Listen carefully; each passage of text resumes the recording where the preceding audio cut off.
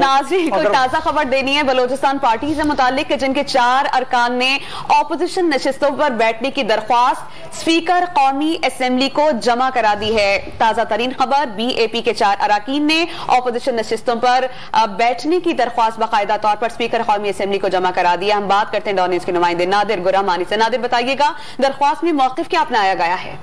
के तमाम पार्टी ने देने का फैसला किया। उसके बाद आज अवामी पार्टी की जानिब से स्पीकर को अपोजिशन बेंच पर बैठने की दरख्वास्त दे दी है। जिन अरकान की जानिब से ये दरख्वास्त दी गई है उनमें खालिद मगसी, इफरार तरीन ऐसा और रुबीना इरफान जो है वो शामिल हैं, जिन्होंने ये दरख्वास्त स्पीकर कौमी असेंबली को दी है। और उसमें ये कहा गया है कि हमने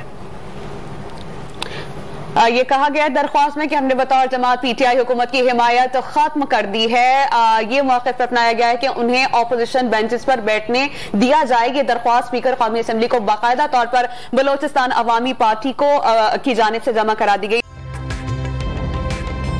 ताज़ा तरीन वीडियोस के लिए हमारा YouTube चैनल सब्सक्राइब करके बेल आइकन प्रेस करिए ताकि आपको मिले हर अपडेट सबसे पहले।